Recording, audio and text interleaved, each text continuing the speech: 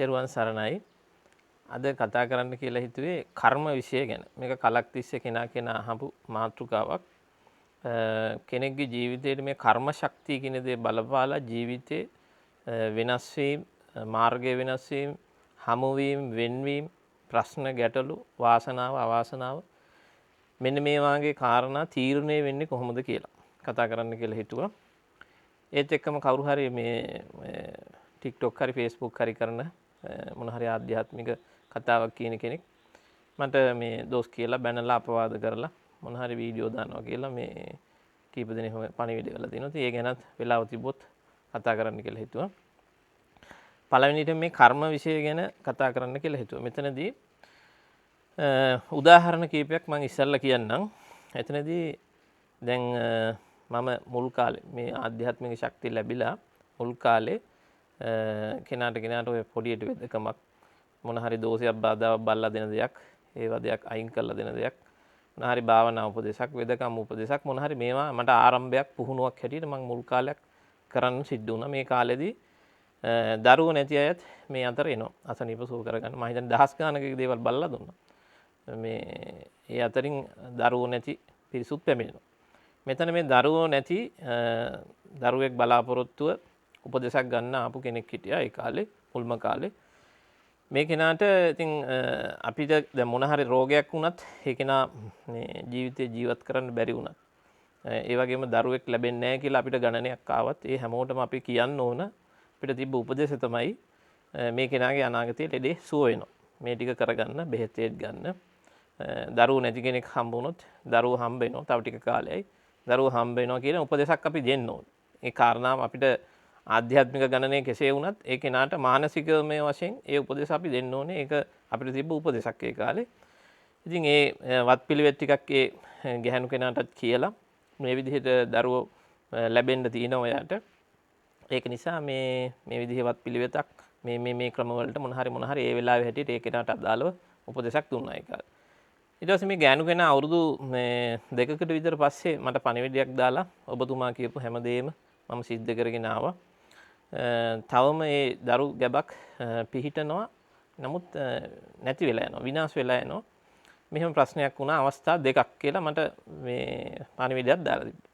බොහොම සද්ධාවෙන් ආපු කෙනෙක් බොහොම ගෞරවාන්විතව ඒ පණිවිඩය මට දාලා තිබ්බා ඒ වෙලාවේ. ඊට පස්සේ මම මේ කෙනා ගැන තවත් ටිකක් බැලුවා. මොකක්ද මේ කෙනාගේ මේ ප්‍රශ්නේ කියලා. යමක් තියෙන පවුලක ධනවත් කාන්තාවක්. නමුත් ඉතින් මේ ප්‍රශ්නේ නිසා ජීවිතේ බොහොම අඳුරු ස්වභාවයක ජීවත් වෙනවා. මහා මානසික පීඩනයක් තුල ඉන්නවා. මම හිතන්නේ ගෙදර දොරත් ගැටලු ඇති වෙලා ධනය උපරිමයෙන් තියෙන කෙනෙක්. නමුත් ඉතින් ඒ සැප සම්පත් වගේම මානසිකව තියෙන සතුට මම හිතන්නේ හීන ප්‍රශ්නයක් තියෙනවා. මේ උඩ විටින් විට කතා කරලා උපදෙස් ගත්ත කෙනෙක්. ඊට පස්සේ මම මේ කෙනා ගැන යම්කිසි ආධ්‍යාත්මික ගවේෂණයක් කරාට පස්සේ මේ කෙනාගේ පෙර ජීවිතයක ළඟම භව කීපයක් ඇතුළත භවයක් දෙකක් ඇතුළත මෙයාගේ සහෝදරයාගේ දරුවෝ මේ කෙනා දෙවරක් නැති කරලා තියෙනවා. අවස්ථා දෙකකදී නැති කරලා තියෙනවා. ජීවිත හානි කරලා තියෙනවා. ඒ ජීවිත හානි කිරීම මොකක් හරි ඒ බිරිඳත් එක්ක අයියාගේ බිරිඳත් එක්ක ඇති වුණ දැඩි ඉරිසියාවක් වෛරයකට පෙළඹිලා වෛරයකට පෙරරිලා ඊට පස්සේ එයා දරුවෝ කියන්නේ අයියාගේ බිරිඳට ලැබුණු දරුවන් දෙදෙනෙකුගේ ජීවිත විනාශ කරන තැනට සකස් වෙනවා. එක් දරුවෙක් මම හිතන්නේ මේ අතුරුදහන් කරනවා එකක් කරනවා කාට හරි දීලා ඒ වගේ ඒ කාලේ බලපු දෙයක්. මෙන්න මේ වාගේ මේ දරුවන් නැති කිරීමේ විපාකයක් මේ කෙනාට එනවා. එතකොට දැන් ඒ අයියා මේ භවයේ යක්ෂ බලවේගයක් හැටියට ඉන්නවා ඉපදිලා. මේ භවයේ යක්ෂ බලවේගයක් හැටියට ඉන්නවා. එයාට යම්කිසි ආධ්‍යාත්මිකව ශක්තියක් තියෙන කෙනෙක්. යහපත් දෙයට උදව් කරන යක්ෂ බලවේගයක්. හැබැයි යක්ෂ වුණාම සමහර කොටස් ඉන්නවා ටිකක් ආවේගශීලී. මේ වාගේ ගැටලු එනවා ඒ යක්ෂ කට්ටියට. මෙන්න මේ වාගේ යක්ෂ ස්වභාවයක් යම්කිසි මේ සේනාවක කටයුතු කරනවා. හොඳ සේනාවක. නමුත් මේ කෙනාට අර කාරණාව සිහිපත් වෙනවා වාගේ සිතිවිලි සකස් වෙනවා මේ කෙනාට දරුවෙක් වෙනකොට. මේ කෙනා හොයාගෙන ඇවිදින් මේ දරුවට ආධ්‍යාත්මික හානියක් කරනවා.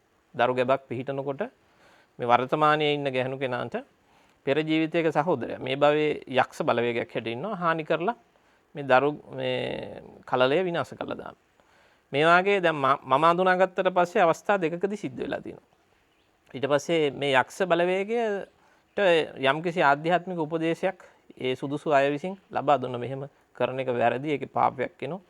ඒක නා ඒ වෙලාවට ඒක පිළිගන්න. ඔව් ඒක ආයෙ කරන්නේ නැහැ කියලා එහෙම පිළිගත්තා වුණාට නැවත ඒ කෙනාට විටින් විට ඒ මානසිකමය ඒ සිතිවිල්ල එනවා. අරයට දරුවෙක් හම්බෙන්න ඉන්නවද? ඒ කියන ඒ සිතිවිල්ල ඔස්සේ ගිහින් ඒ ගැන ආධ්‍යාත්මිකව ඒ කට්ටිය හානියක් කරනවා. ඒ සිතිවිල්ල එන්නේ යාට ස්වභාවිකයි. ඒ ආපුහම ඒක යාට පාලනය කරගන්න බැරි වෛරයක් කියන තැනට යනවා. දැන් මේක මෙයාට අකුසලයක්. දැන් මෙයාගේ යක්ෂ මේ බලවේගයට මේ ප්‍රාණඝාතී අකුසලයක් වෙනවා. ඒක එච්චර ගැළපෙන්නේ නැති දෙයක්. ඒ නිසාම ඒ උපදෙස් දෙන්න සුදුසු අය යක්ෂ බලවේගයට උපදෙස් දුන්නා මේ නොකල යුත්තක් හැටියට. නමුත් ඒක ප්‍රායෝගිකව සිද්ධ වුණේ නැහැ. දැන් එතන කර්ම ශක්තියක ක්‍රියාත්මක වීමක් තියෙනවා. ඒ ගැහණු කෙනාට. දැන් දැන් මම අර කියපු දරුවෝ නැතිව මාගාවට ආපු ගැහණු කෙනාට සාමාන්‍යයෙන් ඊට වසර 8කට 9කට විතර කලින් අභ්‍යන්තර සිතේ ශක්ති වෙනස් වීමක් වෙනවා. මේ ශක්තිය මං කියන්නකො රතු පාට අනතුරක්නේ. නරකක් හින්දා රතු පාට ශක්තියක් බවට පත් වුණා කියලා හිතන්නු. මේ අභ්‍යන්තර ශක්තිය අභ්‍යන්තර සිතේ යටි හිතේ සාංශාරික හිතේ ශක්ති වෙනසක් සිද්ධ වුණා. මේ ශක්ති වෙනස දැන් වසර 8කට විතර කලින් තමයි සිද්ධ වෙන්නේ මේ ගෑනු කෙනාට. ඒ විපාක සකස් වීම සිද්ධ වෙන්නේ එදා. එදා ඉඳන් මේ ගෑනු කෙනාට ඒක කර්ම ශක්තියක් හැටියට ක්‍රියාත්මක වෙනවා. දරුවෝ ඇති වුණාට දරුවන් බිහි නොවීමට. දරුවෙක් ලොකු කරගන්න බැරි තැනට ඒ කර්ම ශක්තිය ක්‍රියාත්මක වෙනවා. ප්‍රධාන විදිහට බලපෑවේ අර භවයේ කරපු දරුවන්ට කරපු හානිය. ඒවට ඉතින් සංසාරේ තව තවත් කාරණා එකතු වෙනවා ඒ වගේ වෙලාවට. ඊට පස්සේ දැන් මේ කර්ම ශක්තිය ක්‍රියාත්මක වෙන්නේ දැන් මේ දැන් අස කන නාසය දිව ශරීරය හිත.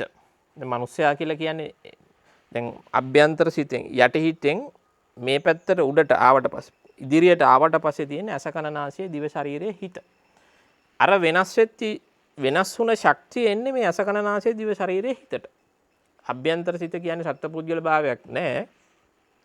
ඒකේ නිර්මාණයක්. ඒ අභ්‍යන්තර සිතේ හේතු උඩ අස කන නාසය දිව ශරීරයේ හිතක් පහළ වුණා, සකස් වුණා. එතකොට මිනිස්සෙක් නැවත කර්ම ශක්තියක් අතන ආපහු සකස් වුණා අවුරුදු 8කට කලින්. ඒ ශක්තිය රතු ශක්තියක් කියලා හිතන්නකො. ඒ පරිවර්තනයක් වුණා. ශක්ති පරිවර්තනය වුණාට පස්සේ රතු ශක්තියක් හැටියට මේ ආයතන 6ට ක්‍රියාත්මක වෙනවා. අස කන නාසය දිව ශරීරය හිත කියන. එතකොට අස කන නාසය දිව ශරීරය හිත කියන්නේ සමස්ත ලෝකේ. අපේ අස කන නාසය දිව ශරීරය හිත කියලා කියන්නේ මේ සමස්ත ලෝකේ, සමස්ත සබාධම. අන්න අර ශක්තිය සමස්ත සබාධමට බලපෑවා. මේක සමහර අයට මේ ටිකක් තේරෙන්නේ නැති වෙන්න පුළුවන්. කොහොමද එහෙම එතනින් සකස් වෙච්ච පුංචි ශක්තියක් කියලානේ හිතෙන්නේ නේද? එතකොට ඒකේ මාන අතර තියෙන ක්‍රියාවලියක් මේක. මේ මම අර කලින් දේව මානයක් ගැන කලින් වීඩියෝ එකක සඳහන් කරා.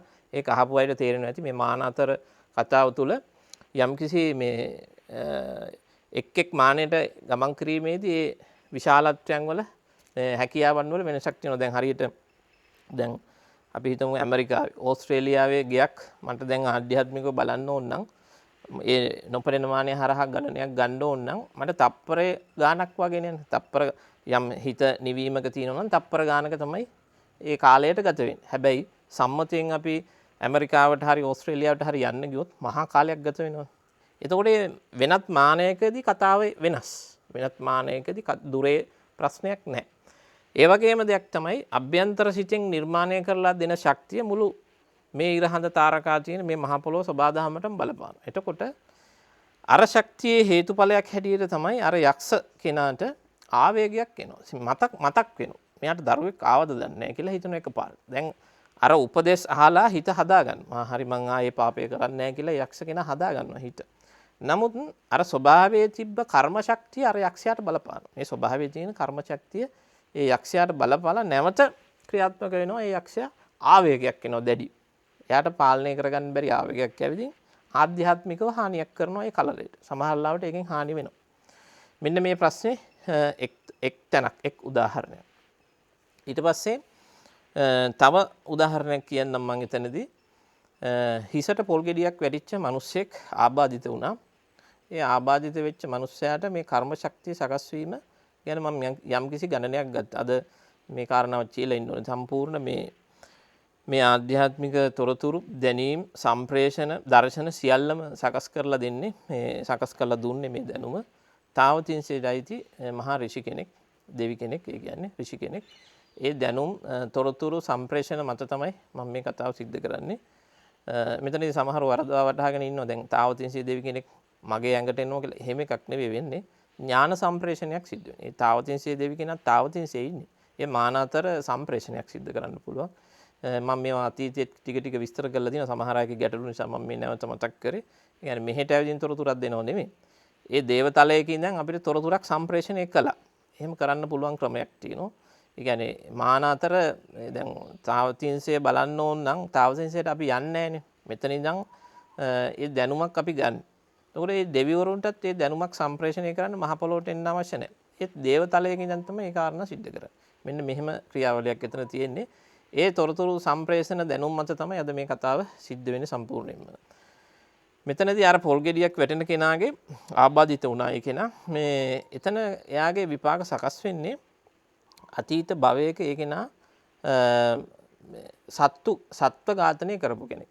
සත්ව ඝාතනයේ ප්‍රධාන පැත්ත මම කියන්නේ එතන අකුසල විපාකේ. එතකොට හිසට පහර දීලා තමයි සත්තු ඝාතනය කරලා තියෙන දිගට. එළුවෝ වෙන්න පුළුවන්, ඌරෝ වෙන්න පුළුවන්. තව ඒ සත්ව කොටු කරපු අය. එතකොට ඒ අය ඒ කෙනා පෙර ජීවිතයක එහෙම හිසට පහර දීලා සතුන් ඝාතනය කරපු අකුසලයකුත් වෙනවා.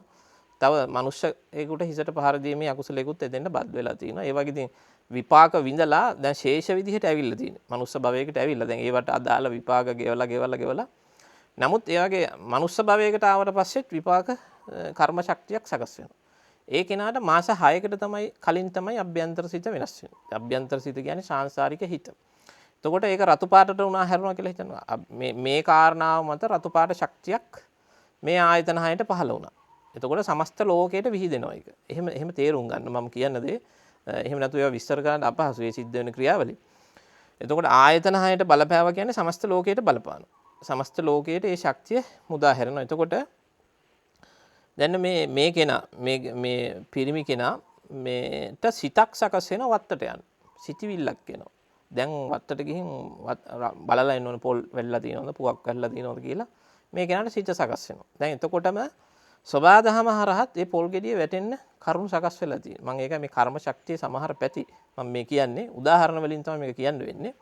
එතකොට මේ කෙනා හරියටම මේ සකස් වුණා මේ ගහයට යනකොට. අර නැකත් ශාස්ත්‍රය කියන දෙත් යම් කිසි වෙලාවකට මට හිතුණා මේ කාරණාව දකිද්දි මම එච්චර නැකත් කියන දේවල් විශ්වාස කරපු කෙනෙක් නෙමෙයි. මම විද්‍යා විෂයන්නේ ගොඩක් හැදෑරුවේ. විද්‍යාව විෂයන් හදාරපු පිරිස් මිත්‍රයෝ හැටියට මේ පිරිස් හැටියට ඇසුරු කරේ. එතකොට මම ওই නැකත් කේන්ද්‍ර කියන දේවල් නාඩි වාක්‍ය කියන දේවල් එතරම් විශ්වාස කරපු කෙනෙක් නෙවෙයි. නමුත් මට මේ ගණනයන් ගන්නකොට ඒ වගේ යම් සත්‍යතාවයක් තියෙනවා. නමුත් ඒවා ජීවිතේ එහෙම් පිටින්ම බදා ගන්න අවශ්‍ය නැහැ. අදටවත් මම එහෙම ඒ විෂයන් ගැන මගේ එච්චර බැඳීමක් නැහැ. නමුත් ඒවා සහ මුලින් ප්‍රතික්ෂේප කරන්න යන්න අවශ්‍ය නැහැ. ඒවා තුලත් යමක් තියෙනවා කියලා මට තේරෙනවා මේ කර්ම ශක්තිය ක්‍රියාත්මක වීමත් එක්ක. ඒතකොට මේ කෙනාට සිත සකස් වෙනවා හරියටම මේ පොල් ගෙඩියක් වැටෙන්න කරුණු සබාදහමින් සකස් වෙනකොට. මේ හරියට මේ කෙනාට මේ පොල් ගෙඩිය වැදිලා ආබාධිත කෙනෙක් කියන තැනට සකස් වෙනවා ජීවිතේ. ඒතකොට එතන මේ කර්ම ශක්තිය සබාදහමට බලපාපු තැන. අතන මම යක්ෂයෙකුට බලපාපු තැනක් තමයි කිව්වේ. මේක සබාදහමට ඒ කර්ම ශක්තිය බලපාපු තැනක්. එතකොට මගේ අතීතයේ කාරණාවක් මතින් මේක තව මේ කර්ම ශක්තිය ක්‍රියාත්මක වීම මම මේ තවත් ඩිංගක් කියන්නම්. අතීත ගෞතම බුදුරජාණන් වහන්සේ ගාවදී බුදුරජාණන් වහන්සේට අනාගත ගණනයක් තුළ මේ වර්තමාන ගණන එනවා. මේ කාලේ බුද්ධ ශාසනයට ගැටලුවක් මතුවෙනවා. මොකක් හරි මේ අද සිද්ධ වෙන ක්‍රියාවලිය දෘෂ්ටි ගණනාවක් ධර්ම විකෘති ගණනාවක් මහ පොළොවේ සකස් වෙනවා කියන ගණනේ එදා මේ ගෞතම බුදුරජාණන් වහන්සේට එනවා. එතකොට මම ඇතුළු සාමාන්‍යයෙන් 50ක් 60ක් විතර පිරිසක් එතන හිටියා. ඒ තවත් බෝධිසත්වරු යම් ඒ ස්වභාවයන් වලට අයිති කට්ටිය ඒ භූමියේ හිටියා ඒ වෙලාවේ. එතකොට ගෞතම බුදුරජාණන් වහන්සේගේ පවසනවා යම් දිනක අනාගත දවසක ධර්මයේ ප්‍රශ්නයක් එනවා අහවල් ලංකා භූමියේ මේ වෙලාවට මහ පොළොවට පිරිසක් එන්න ඕන. මෙතන ඉන්න අය දේවතලවල ඉපදෙන අය ඉන්න මේ අයගෙන් පිරිසක් මහ පොළොවට එන්න ඕන කියන අර්ථයක් කියනවා. මම මේ කියපු දෙයම නෙවෙයි ඒ අර්ථය කියන්නේ. එතකොට මෙහෙම කියනකොට හැමෝම නිහඬව හිටියා ඒ වෙලාවේ. හැමෝම ඒ කාරණාව ගැන මේ මොනුක් අදහසක් නැහැ. මොකද දැන් ගෞතම බුදුරජාණන් වහන්සේට අද සිද්ධි ගැන ගණනයක් ආවට අනික් අයට ඒ ගැන වැටහීමක් නැහැ. මොකක්ද මේ හරියටම කියන්නේ කියලා. මොකක්ද වෙන්න ඕන මේ කාරණාව ගැන පැහැදිලිතාවයක් නැහැ. නමුත් ඉතින් හැමෝම නිහඬව බලා හිටියා. ඊට පස්සේ ගෞතම බුදුරජාණන් වහන්සේ මා දෙසට ඔබ සුදුසු ඒ කාරණාවට කියලා ඒක පිළිගන්නව නේද වාගේ අර්ථයක් කියනවා. එතකොට ඉතින් নমස්කාර කරලා ඒ වෙලාවට පිළිගත්තා. නමුත් ඒකේ බරපතලකමක් ඒකේ මොකක්ද වෙන්නේ කියන අර්ථයක් නෑ මට. මට සකස් වෙන දර්ශනය තුල එහෙමයි. මොකක්ද මේ කීවේ කියලාවත් හරියට වැටහීමක් නෑ. නමුත් හොඳයි කියන අර්ථයකින් নমස්කාර කරනවා ඒ වෙලාවේ. එතකොට මේ බුදුරජාණන් වහන්සේ අදිෂ්ඨාන 3ක් කරනවා අතුලාන්තයෙන්. අදිෂ්ඨාන 3ක් කරනවා මේ කාරණාව ඉෂ්ට වේවා මොහු හරහා කියලා. මොහු හරහා මේ කාරණාව ඉෂ්ට වෙන්න ඒ අර්ථයක්. එහෙම තමයි අද අපිට ගණනයන් දෙන්නේ. මං කිව්වේ තාවතින්සේ ඍචිතුමෙක් කරා තමයි මේ කරුණු කාරණා දර්ශන සකස් කරගත්තේ. එතකොට ඒ අදිෂ්ඨාන 3 හරහා ක්‍රියාත්මක වෙන කර්ම ශක්තිය. දැන් එතකොට අපි දෙවි කෙනෙක් හැටියට දේවතලයක ඉන්නකොට මේ සිතිවිල්ල සකස් වෙනවා. මේ කතාව සිද්ධ වෙන්න දේවතලයේ පිරිස හරහා සකස් වෙනවා. දැන් එතකොට ඒ වෙලාවේ එතන ශ්‍රවණය කරගෙන හිටපු අයත්, ඒ වගේම දේව ස්වභාවයන් හරහා ශ්‍රවණය කරගෙන හිටපු අයත් ඒකට ගෑවෙනවා. ඒ අයගේ හිතවලට ඒක සකස් වෙනවා. ඊට පස්සේ ඒ අයත් මගෙත් එක්ක සංසාරේ දිගට මම මහ පොළොවකට එනකොට එන පිරිසක් මේකට ගෑවෙනවා මේ කර්ම ශක්තියට. දේවතලයේදී හිත සකස් වෙනවා. දේවතලයේදී හිත සකස් වෙනවා. මේක ගිහින් මේ දෙයට පොඩි කාලයකින් ඉතින් මේක ගිහින් එනවා කියන අර්ථයක් එනවා. මොකද දේවතලයකට සාපේක්ෂව අවුරුදු 50ක් 100ක් කියන්නේ බොහොම පොඩි කාලයක් මිනිස්සෙක් ඇටිට ඉන්නවයි කියන එක. ඒකට දේවතලයක ඉන්න දෙවිවරුන්ට මේ මහ පොළොවකට උමනාවකට එන්න ඕන නම් ඒක මේ බොහොම පොඩි දෙයක්, පොඩි කාලයකට එන දෙයක්. හැබැයි මනුස්ස ආයුෂය තුළ බොහොම වෙහෙසක්. මනුස්සකය දරාගෙන යනවා කියන්නේම කෑම බීම හුස්ම ගන්න ශරීරයක් දරාගෙන ඉන්නවා කියන්නේ දේවකයකට වඩා බොහොම වෙහෙසක් දුකක්. නමුත් ඒක පොඩි කාලයක් දෙවි කෙනෙක් හැටියට ඉන්න වෙලාවයි. එතකොට ඒ දේවතලවලදීත් ඒක තාරණාව සිද්ධ වෙන්නේ අපි එනවා කියනකොට අපිත් එක්ක බැඳිච්ච පිරිසත් ආයෙන අපිත් එනවා කියන අර්ථයකින් මහ පොළොවට එනවා. එහෙම පිරිසක් ඇවිල්ලත් ඉන්නවා යම් පිරිසක් මහා පිරිසක් නෙමෙයි පොඩි පිරිසක් දේවතල වලට අදාළ.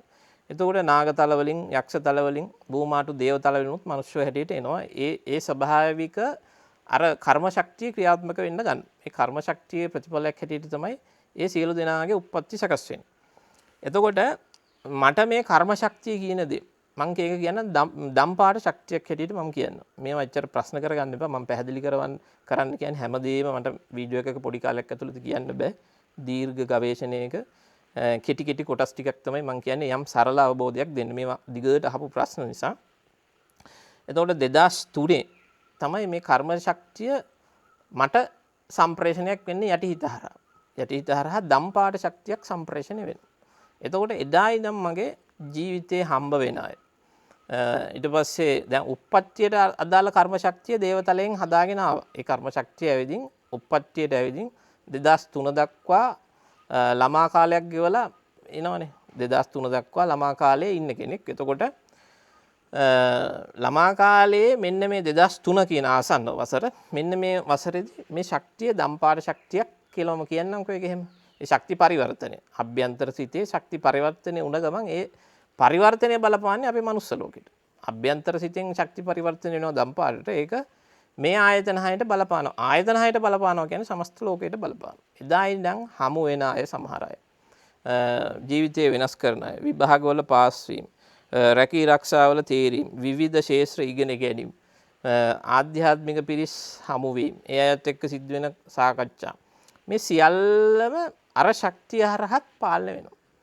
ඒත් එක්කම ඒ වෙනුවෙන් ආපු පිරිසක් ඉන්නවා. දැන් එතන එක්කෙනෙක් හිටියා අපිත් එක්ක මහ පොළොවට ආපු කෙනෙක්. එයාට මේ ශක්තිය ඇතුල් වෙන්නේ 1995. එයා ඒකේ යම් ක්‍රියාකාරී කෙනෙක්. එයාට මේ ශක්තිය සකස් වෙලා ජීවිතේ ප්‍රශ්න ගැටලු අම්මා තාත්තා නැති වෙනවා. එයා ඒ තැන සකස් කරනවා. මොකද ඒ කෙනාගේ ඒ ගොඩනැගීම අවශ්‍යයි. ඒ කෙනාගේ මානසික ශක්තිය ගොඩනැගීම අවශ්‍යයි. අවශ්‍ය නිසා එයාට ඒ පරිසරය හැදෙනවා. ඊට පස්සේ තව එයාගේම ළඟම කෙනෙක්ට ඒ ශක්තිය ඇතුල් වෙන්නේ 2003. එතකොට එයා අසනීප වීමක් සකස් කරගන්නවා. අසනීප වීමක්, ඒ ආධ්‍යාත්මික පැතිකඩක් ගැන මොන හරි කියවීම, ඒවට අදාළ කාරණා ඒ කර්ම ශක්තිය හරහා සකස් කරනවා එයාගේ ජීවිතේ. හමු වීම, වෙන්වීම, සිටිවිලි සකස් වීම. තව කෙනෙක් ඒ කාලෙම ඇතුල් වෙනවා. ඒ කෙනාට ජීවිතයේ ප්‍රශ්න උරුම වෙන්න ගන්නවා. 2003 ඉඳන් තමයි මේ ප්‍රශ්න උරුම වෙන්න පටන් ගන්න ඒ කෙනාට. එතකොට ඒ කෙනා ඒ ප්‍රශ්න හරහා මට ආධ්‍යාත්මික කතාවක් ගේන්න ඕනේ අනාගතේ. එතකොට එදා 2003 ඉඳන් තමයි ඒ කෙනාටත් ඒ කතාව පටන් ගන්නෙ. හැබැයි ප්‍රශ්න ගේන්නේ 2015 18 16 විතර මට හමු වෙන්නේ. නමුත් එයාගේ ජීවිතයේ සැකසෙන්න පටන් ගන්නෙ 2003 විතර ඉඳන්. මෙන්න මේ වාගේ දැන් ආධ්‍යාත්මික වෙදකමක් කරන්න පහළ වෙච්ච කෙනාට මේ ශක්තිය ඉන්නේ 96 විතර මේ ශක්තිය සම්ප්‍රේෂණය වෙනවා. මේ කර්ම ශක්තිය වෙනස් වීම මම කියන්නේ. එතකොට එයා පටන් ගන්නවා වෙදකමක් පැත්ත පටන්ගෙන වෙදකම් පැත්තක් හෙළ වෙදකම් පැත්තක් කතා කරන්න පටන් ගන්නවා. එයාගේ කර්ම ශක්තිය වෙනස් කරන්නේ එතනදී. ඒ අපිට යම් වයසක අවුරුදු 20 විතර වෙනකොට 15 20 කියන්නේ 2020 15 20 12න් පස්සේ 2012න් පස්සේ මේ දැනුම දෙන්න එයාගේ කර්ම ශක්තිය සකස් කරනවා. ඉතින් මෙන්න මේ තනින් තන මම ටිකක් කිව්වේ. තව ඉතින් කාරණා ගොඩාක් තියෙනවා.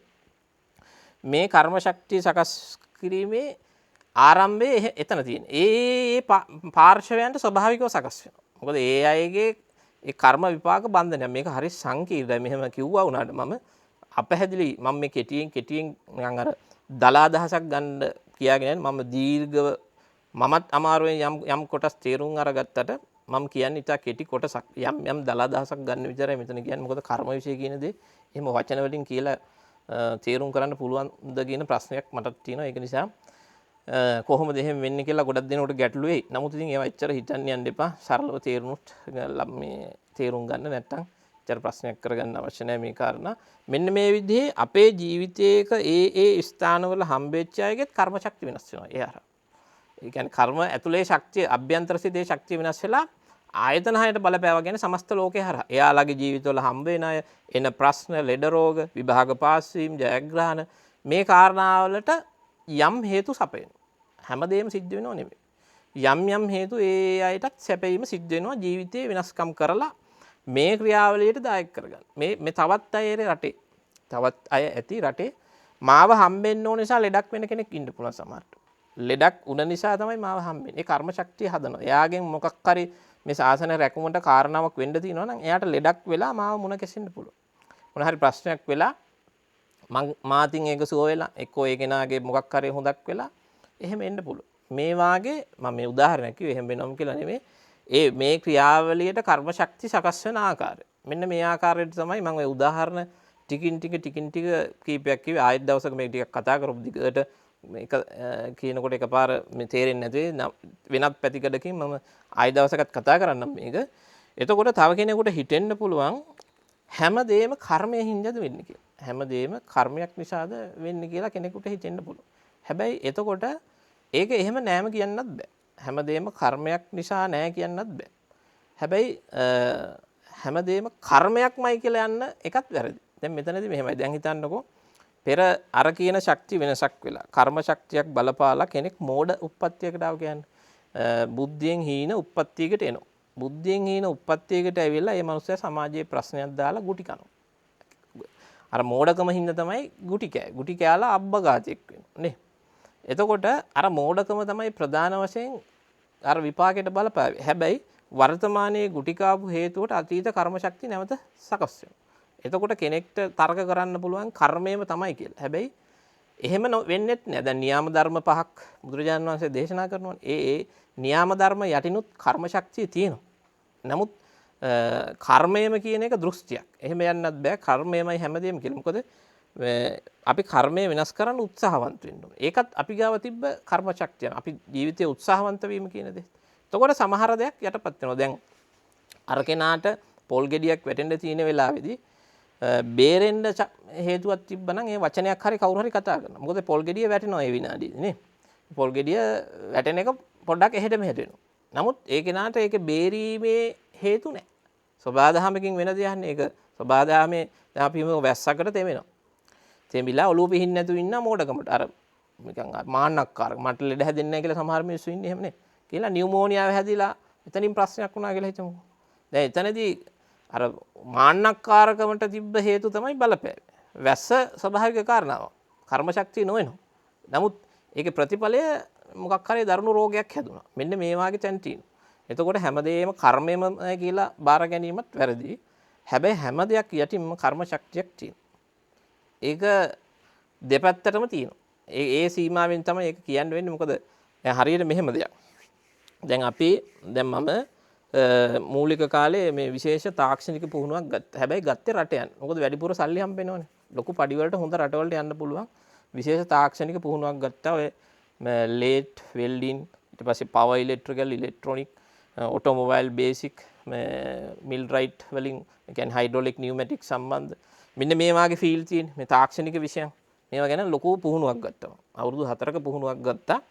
රට යන බලාපොරොත්තු ලොකු සල්ලි හම්බ වෙනවා. දැන් මගේ එකට හිටපු යාළුවෝ සමහරට ලක්ෂ 25 30 35 හම්බ කරනවා පිට රටවල. ඊටත් වැඩි ඇති දැන් නම් පරණ නිසා. ඉතින් ඒ අරමුණෙන් තමයි ඒ ගමන හැබැයි යන්න වෙන්නේ නැහැ.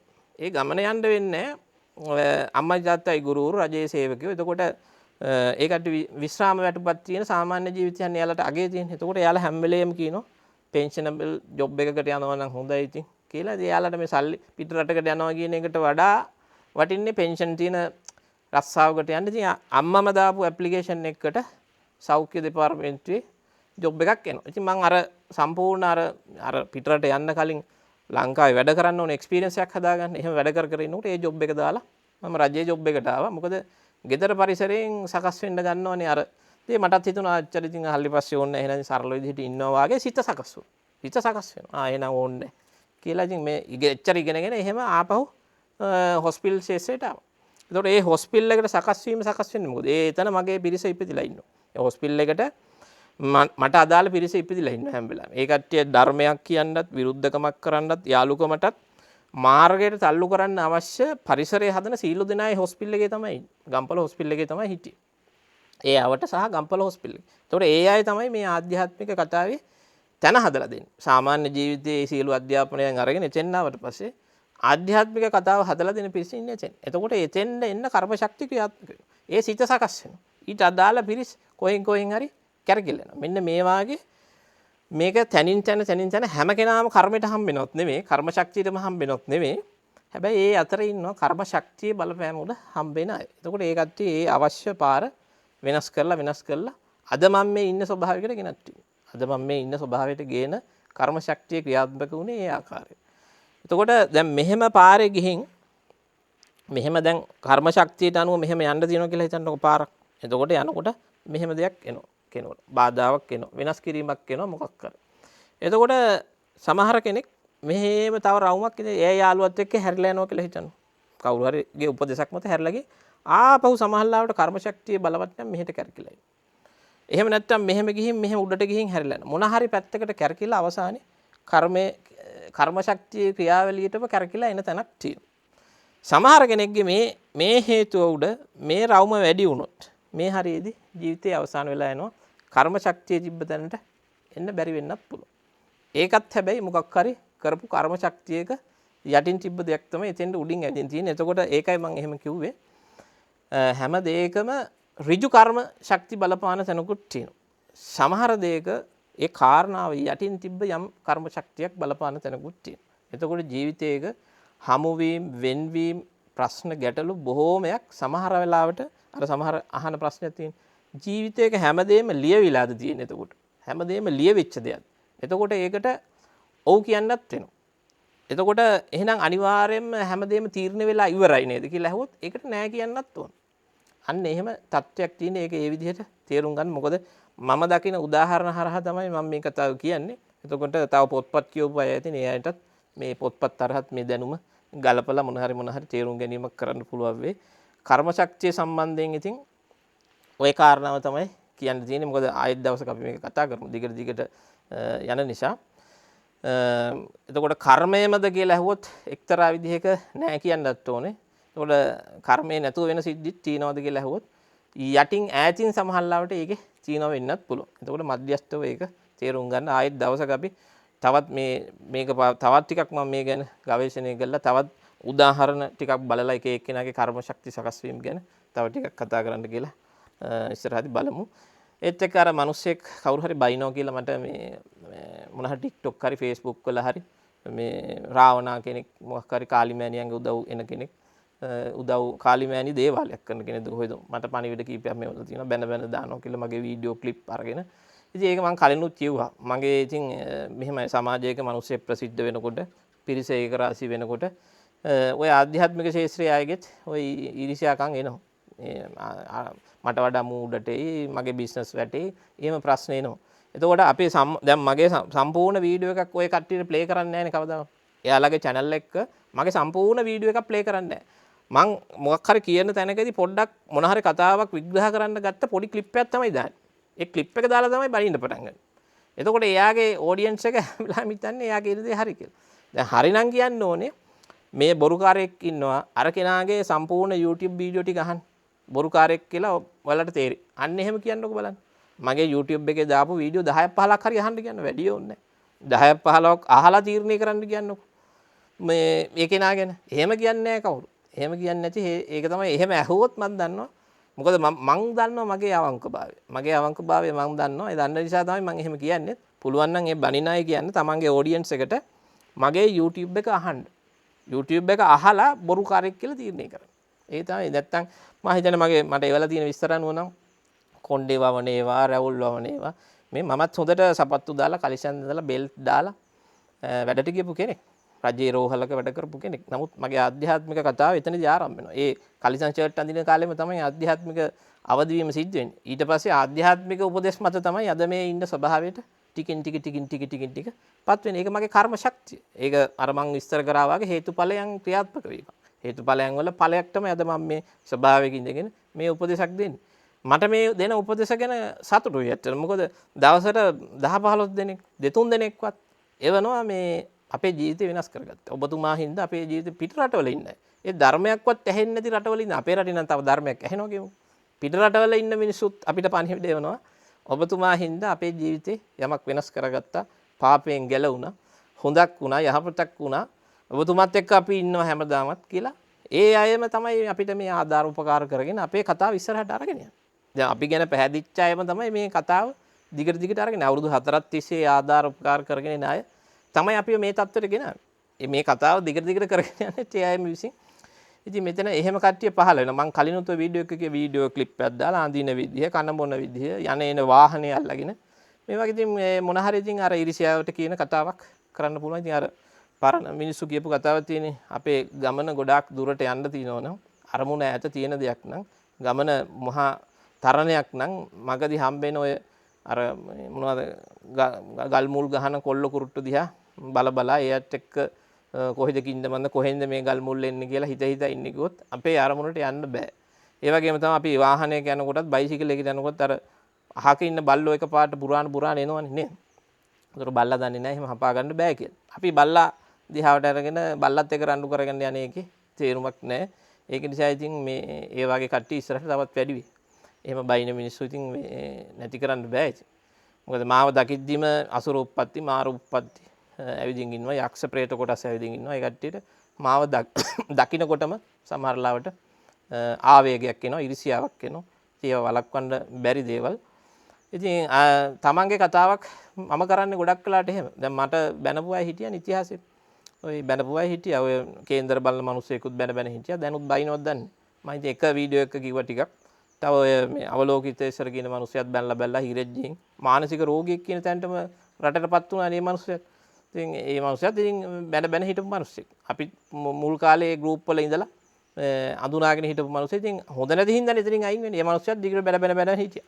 බැන වීඩියෝ දදා හිටියා. ඊට පස්සේ ඉතින් මම හිතන්නේ දැන් නම් මම දන්නේ නැහැ බයිනෝද නැද්ද කියලා. ඉතින් ඔය තව කෙනෙක් මම හිතන්නේ සෙට් වෙලා තියෙන තවත් ඇති. ඔය පණිවිඩේ එන්නේ නැති අයත් ඇති. ගෲප් ඇතුලේ බැන ඉන්න අයත් ඇති.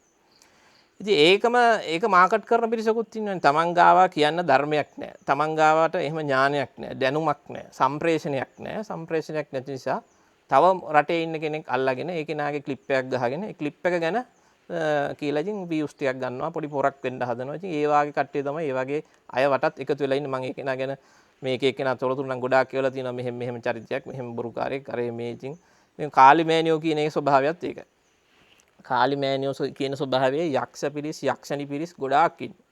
මම හිතන්නේ 10ක් 15ක් විතරම ඉන්නවා. ඊටත් වැඩි. තමයි මට අහු වෙන සීමාවේ බූමාට පොඩි බලවේග. ඒකට ඔය කෙනෙක් කාඩ හරි සමීප වුණාම එයා කියන්නේ මට කාලි මෑනියෝ උදව් කරනවා කියලා. ඉතින් බලපුවම යක්ෂණිය. එක්කෝ යක්ෂයෙක්. මේ වගේ ස්වභාවයන්. ඉතින් ඔය කීයක් හරි හොයාගන්න වැඩක් නෙවෙයි කරන්නේ. දේවාලයක් කරලා මොන හරි ඉතින් කීයක් හරි කාලි මෑනියෝ තමයි මාගාව ඉන්නේ. කියලා ඉතින් එහෙම ඉතින් තත්ත්වයන් තියෙන. ඉතින් ඒක ඒ වාගේ අය ඉතින් මොකක් හරි අපි කියන කතාවක් තුල අපි මම හැම වෙලේම උඩින් තිබ්බේ දලදා මාලිගාව, රුවන්වැලි සෑය, කැලණිය, සිරිපාදේ, කිරිවෙහෙර මේ තැන් තමයි මම උඩින් තිබ්බේ. ඒ තැන් වල තමයි මහා බලගතු දෙවිවරු ඉන්නවා. මම හැම වෙලේම වදින්න කීවෙත් බුද්ධ ශාසනය රකින්න මහා දෙවිවරුන් අරමුණු කරන්න. එහෙම නැත්නම් මතු බුදු වෙන මහා බෝධිසත්වරු ඉන්නවා දෙවිවරු හැටියට. ඒ අය අරමුණු කරලා මලක් පහනක් පූජා කරනවා. මම ප්‍රධාන වශයෙන්ම හැම වෙලාවෙම මොන නමින් කිව්වත් විෂ්ණු වේවා, ශිව වේවා, ඔය මොන දෙවි කෙනෙක් ගැන මම කියලා දුනත් මම කියන්නේ මතු බුදු වෙන බෝධිසත්වෙක් අරමුණු කරලා ඒ නමින් පහන් තියන්න. එතකොට වෙන්න ඕන හොඳම දේ වෙනවා. ඒකයි මම එහෙම කියන්නේ. මොකද මිනිසුන්ගේ සිතිවිලි ස්වභාවය අනුවනේ අපි දෙයක් කියන්න ඕනේ. සමාජයේ තියෙන දැනුම් මට්ටම් අනුව. ඒ අනුව මම කියව එකයි ඕනම කෙනෙක් මලක් පහනක් තියෙනකොට මතු බුදු වෙන මේ මහා බෝධිසත්වෙක් අරමුණු කරන්න. මතු බුදු වෙන මහා දෙවි කෙනෙක් අරමුණු කරන්න. ඒ තත්ත්වයෙන්. එහෙම නැත්නම් බුද්ධ ශාසනය රකින්න මහා දෙවි කෙනෙක් හැටියට මලක් පහනක් පූජා කරන්න. ඒක තමයි ඉහළම ආනිසංසය ගන්න පුළුවන් කෙනෙක්. දෙවිවරුන්ට ඒ ආමිෂ පූජාවක් තියෙනවා. ඒක නිසා ඉතින් ඒ අයගේ මේ චරිත ස්වභාවයන් ඒවා. එතකොට තේරුම් ගන්නත් ඕනේ එතන තියෙන පැහැදිලි ඉරිසියාවක්. ඒ කෙනාගේ හිතේ. ඒ කෙනා විවේචනය කරන්නේ ඉරිසියාවකින්. හැල්ලුවට ලක් කරනවා, නින්දාවට ලක් කරනවා. ඒක ඉතින් අර මං කිව්වා වගේ කොල්ල කුරුට්ට ගල් ගහන එකක් ගැන අපිට ඉතින් මේ මං නමවත් ජීවිනෙත් ඒක. කොල්ල කුරුට්ට ගල් ගහන එකක් ගැන අපි කියෝ යන්නේක තේරුමක් නැහැ. අපි අර ටිකක් කීප දෙනෙක් ඒ ගැන පොඩ්ඩක් දුක හිතිලානේ මං ඒකයි එහෙම කිව්වේ. එහෙම ඉතින් නින්දා අපහාස ඉස්සරහටත් කරයි. මහා මාධ්‍යවලත් සමහරට අපිව නින්දාවට අපහාසයට උපහාසයට ලක් කරයි. ඒක හැටි ඉතින් මේ රටේ කියන්නේ දුසිල්වත්කමින් ජීවත් වෙන කී දහක් ඉන්නවා. අපි සිල්වන්ත වෙන්න කියනකොටම වැඩි දෙයක් ඕනේ නැහැ. ලොකු ධර්ම කතා අවශ්‍ය නැහැ. සිල්වන්ත වෙන්න කියනකොටම තරහ එන පිරිසක් ඉන්නවා. වෙජිටේරියන් වෙන්න කියනකොටම මහ පිරිසක් තරහ වෙනවා. මේ බිස්නස් කාරෝ ඉන්නවා. දුස්සීල භාවයේ ව්‍යාපාර කරගෙන ජීවත් වෙන බොහෝ පිරිසක් ඉන්නවා රටේ. එතකොට ඒ අය සමහරට YouTubers-ට ලක්ෂ ගණන් වියදම් කරයි. ඒ ලක්ෂ ගණන් වියදම් කළා මේ මිනිස්සයා කොහොමද මඩ පාරක් ගහලා පොඩ්ඩක් වටලා දාන්න මේ මිනිස්සයා උඩට ආව කරදරයක්. මෙහෙම හිතන අය ඇති ඕනතරම්. ඉතින් ඒක නිසා ඉතින් ඒ තොරතුරු එවපු අයටත් මේ මං කියන්නේ ඉතින් ඒක බලමු. දිගට ඉතින් කෙනෙකුට එහෙම වටන්න බෑ. මේ කතාව වැටෙන්නේ මගේ ගණනේ ඒක. මම කරන කතාව එන්න පිරිස එකතු වෙනවා. ඒක මහාවට වෙනව නෙමෙයි. සතියේට 50 100ක් වෙන්න පුළුවන්. මාසෙටම 400 500ක් වෙන්න පුළුවන්. සමහරට 1000ක් වෙන්න පුළුවන්. මෙහෙම තමයි මේ ධර්මයක් ගලපගන්නේ. මහා බුරුතු පිටින් එකපාරට ගලපගන්නේ නෑනේ. පොඩි ඒ තේරෙන සද්දාව සකස් වෙන මිනිස්සු ටික එකතු වෙනවා. ඒක එන්න වැඩි වෙනවා. මගේ ගණනේ නම් ඒක මට දැනෙන දේ. ඒත් එක්ක දහස් ගානකගේ ජීවිත අනාගතේ වෙනස් කරගන්නවා මේ කතාව හරහා. ඒක නිසා ඉතින් ඒ ගැන පුද්ගලික සතුටක් තියෙනවා මා ගැනත්. ඒක නිසා මම ඉන්න ස්වභාවය මං දැන් බොහෝම සමාජයෙන් ඈත් වෙලා ඒ බොහොම සිල්වන්ත ස්වභාවයක නිවිච්ච ස්වභාවයක ජීවත් වෙන්න පරිසරය හැදිලා තියෙනවා හේතුඵල මේ වශයෙන්. එතකොට ඒ ඉන්න ස්වභාවය උඩ ගණනය වෙන ආධ්‍යාත්මික බොහෝ කතා වලින් යම් කොටසක් සමාජයට කියලා සමාජයනොත් කොටසක් බේර ගන්නවා. ඒක තමයි වෙන්නේ අනාගතේ. අපි බලමු හිමීට ඉස්සරහට ගිහින්. අද දවසේ ඉතින් මේ කරුණු ටික ඇති හැම දිනාටම තෙරුවන් සරණයි.